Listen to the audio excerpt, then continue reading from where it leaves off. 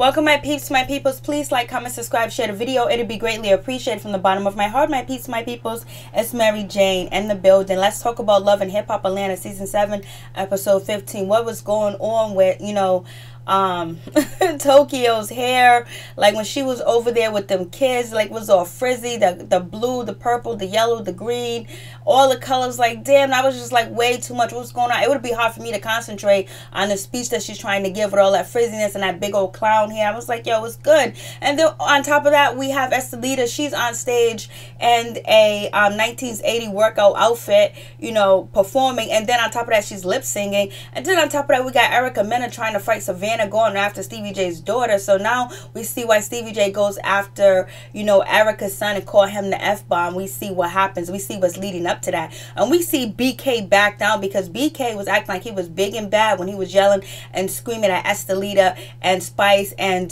Carly Red all up in their face, yelling and calling them names and derogatory and everything, even though he was protecting his woman Ciara.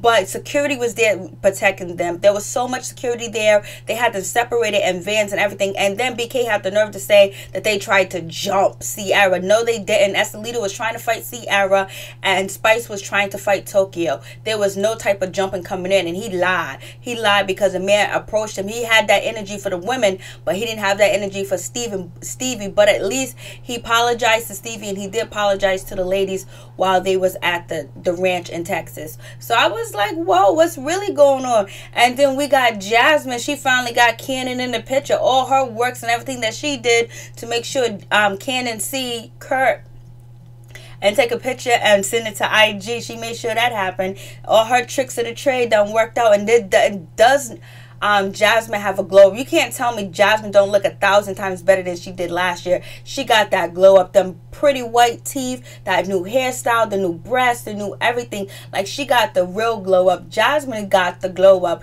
And we got Rashida. She's still not ready to see Cannon. Cannon can come around. He can meet his other brothers and sisters, but she's not ready to deal with that because every time she see Cannon, she's going to be reminded that her husband done cheated on her and he did this and that. And then on top of that, Jasmine chasing her all around cross country to Texas, showing up to her shop, sleeping with her husband when she know he was married. So she ain't even trying to, hear it from Jasmine at all, point blank, period. And we got Tobias. I thought Tobias was all over Spice, and now it's like he don't even know Spice no more. He's out here chasing down Tokyo. What's good with that? So was that shit fake? Was it like made up between Tobias and Spice? Like, what's really going on? We know a lot is fake. Then we got Ciara. She's finally getting a divorce from Shooter, and she's just replacing him with another Shooter. And Shooter is actually having a rally to stop the violence. I think one of the things that Shooter should do is change his name to a regular name. Don't go by Shooter anymore, because Shooter brings that energy. Shooter brings that negative energy. And when you got a name like Shooter, you got to live up to it, especially if you got sons and boys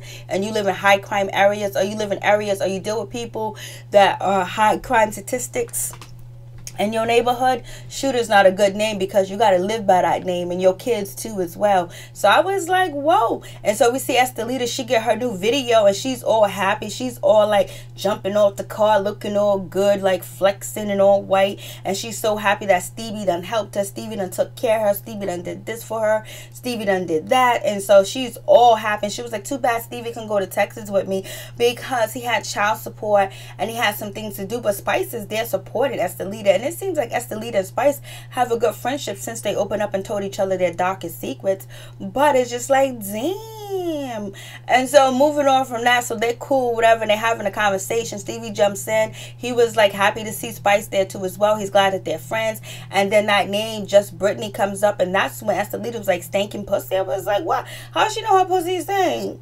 And so we find out that, I guess Stevie J done told her that, just Brittany tried to give Stevie J some punani, and the punani was rotten, and he didn't want none of that punani because it stank so bad. I was like, whoa, how could you say something like that about somebody on TV talking about they got stinking vaginas? That's not cool, because that rumor will follow you forever. Ask K. Michelle. So I'm just like, whoa, like, hold back, hold on. And Spice is like, what's going on? What are you talking about? And so Now, you know, Estelita finds out she's going to be the only one on stage performing for the Danger Zone, and she keeps calling Just Brittany pussy stanky. She keeps saying it smells bad. I'm like, damn, Estelita, like in the beginning of the season, like you was all crying, talking about you was abused, you was raped, you was mistreated, your father done slept with you, you was a prostitute, you was stripping, and every man that lying to you and abused you, you gonna talk about another woman like this? I thought you had some girl power. I thought you had something going on. Like, it's just like, damn, you gonna jump up another woman like that over a guy? But you know what, you ain't never had nothing, you ain't never been around nothing, so you gonna fight for the crumbs that you got now. So I can't blame you. But what I can say is, I believe if Erica Mena didn't enter the situation in the beginning of the season, I believe Estelita and Just Brittany would have been friends, because they were kind of okay. But it was, you know, Erica Mena, when she met, you know, Just Brittany entering in the studio, and she started to be feisty and talk shit to her or whatever. So maybe if Erica Mena wasn't in the picture, like Stevie J thought that she was going to be, and had Estelita and, you know, Just Brittany meet up, I think they would have possibly been friends or whatever. And then Estelita could have helped her with any female, you know, type of situation, because Estelita used to make her money on the street, so she knew she had to be clean 24/7 to get that money. But I don't believe that's true about Just Brittany. I just think that that's just nasty to say about somebody, especially on national TV. And so we get Sierra. Sierra is at the lawyer's office, and she's actually meeting up with the lawyers because she's about to sign the paperwork to divorce Shooter.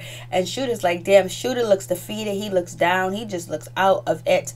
But before then, Shooter shows up to the video shoot where Estelita and Spice and Stevie J is, and he's asking for some support, that they come and they show up to a rally to stop the violence in their neighborhood. And we also learned that Estelita lost her nephew or somebody like that through gun violence, so she wants to totally be a part of it.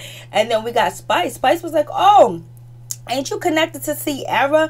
And he was like, ain't your ex-wife Sierra? He was like, nah, she's about to be my ex-wife, but we're gonna handle that later. And then here goes Spice talking shit. Spice is like, oh, she's married, she got a whole husband and she got a whole boyfriend that she's showing around. I was like, come on, Spice, you already know what it is. If you know what kind of man Shooter is, Shooter done had 2 kids on Sierra, and we don't know actually if they're his or not, but you know, he can't deny him until he get a blood test, because there's a possibility. So miss me with that, Spice, being nitpicking over there. So moving on, we have Shooter. He meets up with the lawyer with Sierra, and basically, you know, they're signing the divorce papers, and hopefully it'll be final in 10 days. And they're letting bygones be bygones. It's not nasty, you know, it's mutual. They're not fighting over spousal support or property or anything like that. It's just over.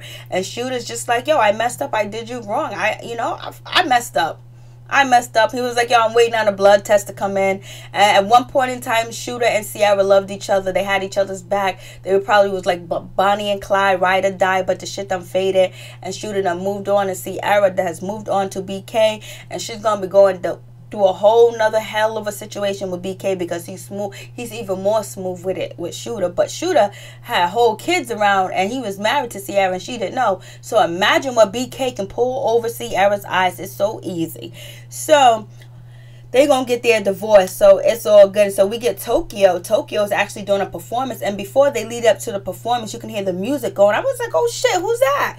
I was like bopping to that music or whatever, but I didn't know who it was. And then it was Tokyo. I was like, go Tok, go Tok. Toki's on that stage, feeling all comfortable, looking all comfortable, like she belongs there, like she needs to be there. And I'm glad she is there. But guess who's in the audience? Keely. We haven't seen Keely for a long time. Like, she disappeared, but now she's back in business. And supposedly Tobias says she's here, scouting out talent. Like, what talent?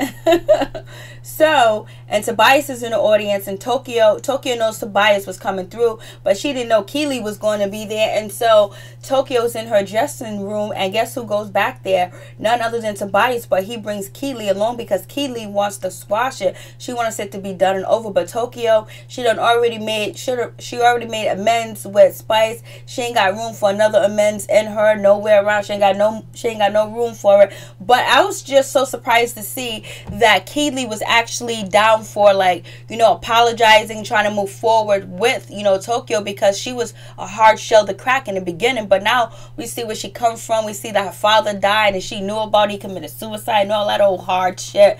And then we find out that, you know, Blue Da Vinci really wasn't a good dad. He disappeared too. So I'm just like, damn. So Tokyo was like, she told, Tobias, you brought this bitch in here. Why you gonna bring a bitch in my dressing room that I don't get along with, that I don't like? I was like, oh shit. Oh no, Tokyo, are you really going there? So Tokyo did go there, and so then that's when Keely was like, well, you know what? She don't want me here. That's all right. We got off on the wrong feet. Tokyo's not trying to hear it. She don't want to hear none of it. And now she's upset with Tobias, and she don't want to hear shit from Tobias. She don't want to make up with him. She don't want to hear nothing he got to say. She don't want his flowers. She don't want nothing from him. And she threw the roses. And so now we get to Kurt's daughter. She's up there with Jasmine. She's up there with the side chick, the side piece, because Kurt's daughter ain't Rashida's daughter, so it had to come from another woman. So she's used to, side women coming along, because Kurt got some kids out here in the street. So she's out there chilling with Jasmine. Her and Jasmine look like they're around the same age. I should have did their age. I should have did Kurt's daughter's age and Jasmine's age, because I guarantee you they're probably like 2 years apart, or maybe a year apart. So anyways, they look like they could be sisters. They look like they're around the same age. And so we see that Cannon's there. So I don't know how set up this was, but it seemed like it was real set up, real manipulative. So, Kurt's daughter's talking to Kurt like, yo, life's too short. You gotta do what you gotta do. You're gonna miss everything out on this little kid, whatever. But right now, here he is. And so we see Cannon. Cannon turns around, see Kurt, run to him, and like leaves his mom's arm, get down off the playground, the slide, and all this other stuff, run under the monkey bars to his daddy. So Kurt has been in the picture. Kurt has been around. It seems like, little Cannon knows who his father is Kurt, unless they set it up, because people are trying to say that scammer Rod is actually, Jasmine's baby's father. I don't know, but I don't know how that can make sense, because he was in jail at the time she conceived or whatever. But whatever. People also saying that they paid, Rod, and they told Rod and the other chick to leave the show and let Jasmine be on the show, and we'll feed her, and then they're living off of her money. Supposedly, that's what I heard. I don't know if it's true or not. It's always hearsay. It's always shit out there in these streets. So anyways, it's a good look. Everything's cool. Where, Kurt's talking about he feels nervous. He don't know what to do. Dude, you got mad kids. Like, how you feel nervous? Like, this ain't your first go around. This ain't the first time you done met your son in the parking lot. This is the first time. This ain't the first time you missed 2 or 3 years of a kid's life. So don't even go there. Don't act like this is. Kurt was like, I didn't even know. I don't know. We don't know how to act. I don't know what to do. This ain't your first time, boy. You got plenty of kids. You've been meeting kids in the park and the school lot for a long time. Oh, is that my baby? So moving on from that, everything seems all good with the situation.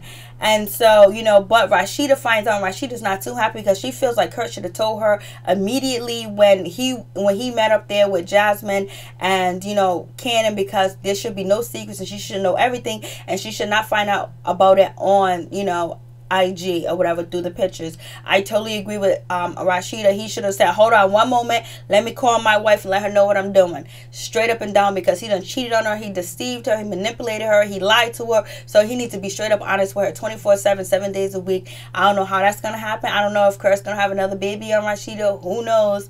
But right now Rashida was like, everything's good with press just opened up a new big store in Atlanta, a bigger store, and they're doing good in Texas. And so Kurt just tells Rashida everything that happened, that he really didn't have time to contact her, which is plausible, is feasible. So it's all cool. But Rashida was like, he can come around, he can meet the kids and everything, but I'm going back because you have to deal with the situation with the mama, and maybe the mama be all right now since you paying her some attention, you paying the baby some attention. So maybe she'll ease up a little bit, because she got her foot on your throat and my throat at the same time, chasing us around.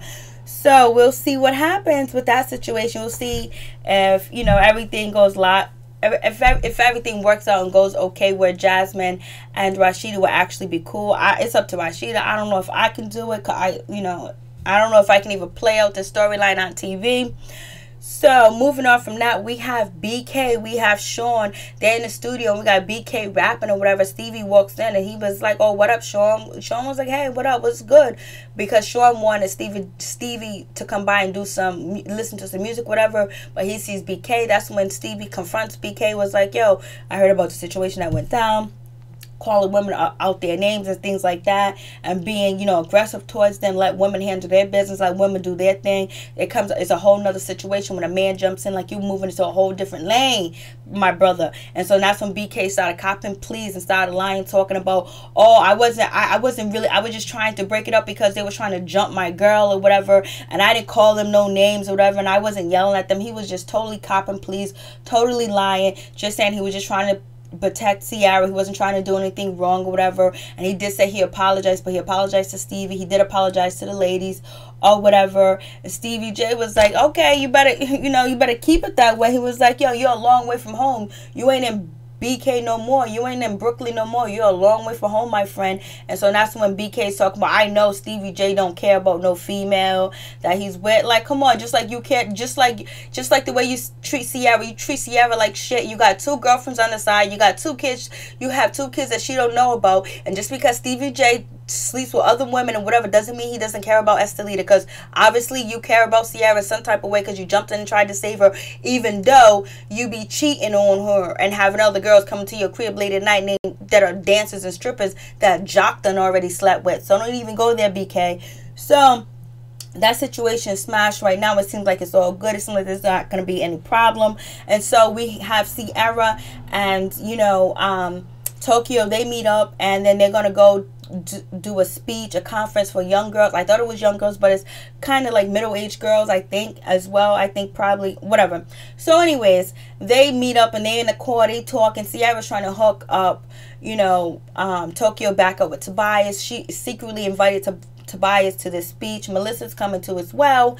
And so Ciara was talking about that she done forgave BK. Of course she forgave BK. All he had to do was lay some 59-cent candles out on the sidewalk and buy a dozen of roses for $9.99 and cut them up and throw them on the ground and say I'm sorry. And, you know, Ciara's in it to win it. That's how, you know, Shooter got away with cheating on her for years. Even had the female Mariah working up in her shop without her even knowing. I'm like, Ciara, I like you, girl. You so pretty. Your style's so fly. You always look good. Like your hair, your makeup, your clothes, always on fleek. Like you glam. But damn, you dumb when it comes to man and relationships. Like, you be glutton for punishing. You be glutton to get hurt. See, look at Ciara right there with that badass jacket on and them watches and how her hair's done. Ciara's bossed up. So, but she ain't bossed up when it comes to, you know, men. So anyways, Tokyo gives her speech. One of the girls talking about, hey, listen, you know, I have problems because I'm dark skinned. I hate that shit. That shit's so sad. It's so terrible.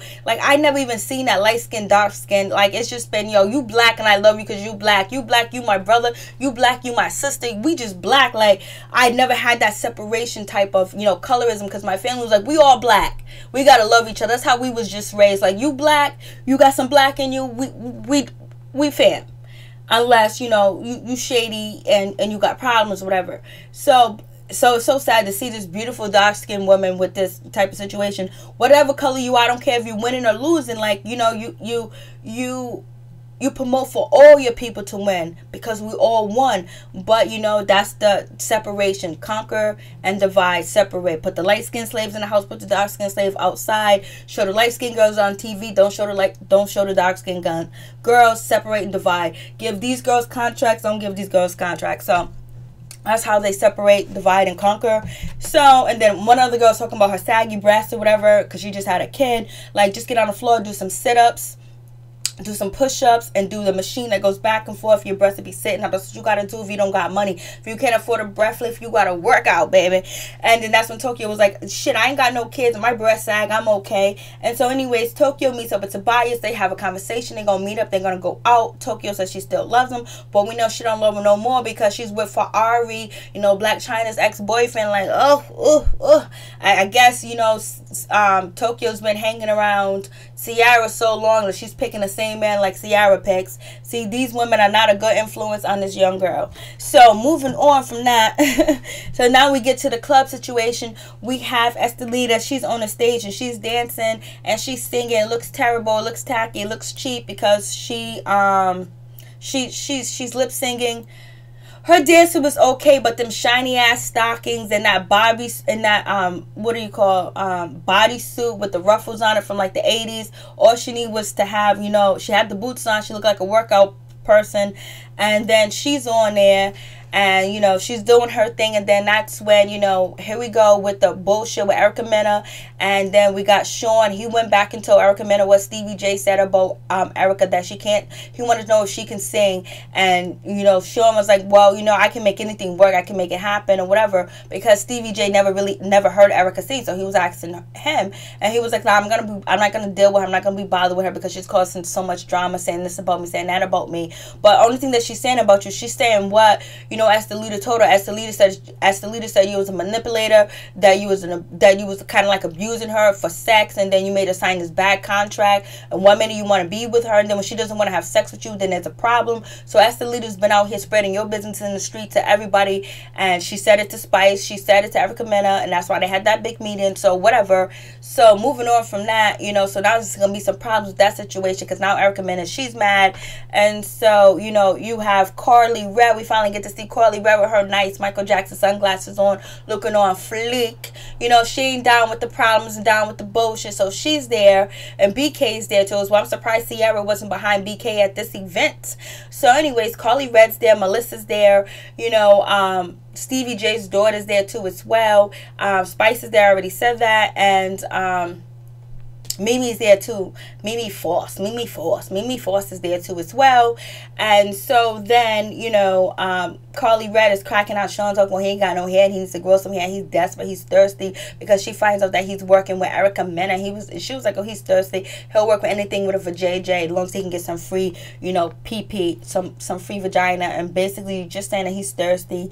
And so, you know, Sean is not trying to hear it. You know, he's trying to keep his spot on the show. Whoever he can ride with right now, he can't ride with Carly, so he'll ride with, you know, with Erica Mena. So then all of a sudden we hear boom, boom, boom, chaotic noise. And guess what it is? It's Savannah and, you know, Erica Mena going at Erica Mena, saying, calling her bitch, talking about you want to suck some titties, you want to suck some milk, you need to go home, and all this other stuff. Savannah's trying to get to, you know, Erica Mena. But you know what? If that was Jocelyn, if Jocelyn was in the scene, if Jocelyn was in the place to be, Jocelyn would have jumped over there and rode Erica Mena like she was a dirty, rotten thief / didn't pay for her services. So anyways, yo, you know, Jocelyn would have tore Erica Mena up in two pieces, especially if her and Stevie was on good terms and they were doing the family thing too, and she got baby Bonner. Oh no, you know. But see, Stevie J don't have that ride or die no more. She's gone. So moving on from that, they're about to get into it. Mimi was like, oh my God, I can't believe you're acting like this, Erica Mena, inside her confessional, because as soon as just Brittany said something bad about your child, you tried to beat her up, you tried to fight her, you tried to do everything to her. And look how you're talking to Stevie J's daughter. Yes, of course, you know, you know, she's the bottom of the barrel. You know, she's a cum guzzler, she's a cunt chaser, she's everything. She breaks up marriages, she gets in between people's marriages, she'll sleep with anybody for a storyline. She just washed up. But I thought Stevie J called her 50 years old. She's not 50, 40. They say online, it says that Erica Mena is in her, that she's 30. Does Erica Mena look 30 to you? But anyways, moving on. So that situation gets smashed, and then here we go. And then you know, Estelita tries to defend, you know, Savannah, tried to tell Erica Mena to calm down, but she ain't trying to hear it. And then we have just Brittany. She walks in with her sunglasses and looking cute too as well. I liked her get up that she had on, and basically she got ran up out of there because all the girls tried to beat her up. You know, Spice tried to get her, Erica Mena tried to get her, and Estelita tried to get her. So she was gonna get jumped. She was gonna get Molly whopped in that piece. So security exit her out, but she only did that because of what Erica Mena and Estelita did to her when she was doing her performance in Texas. And also they told Stevie J that Spice told Stevie J that he should be glad that he didn't sign just Brittany, because, you know, she sounds terrible, but she sounds terrible in Texas. Anyways, peace and more, one love to all my peeps and my peoples.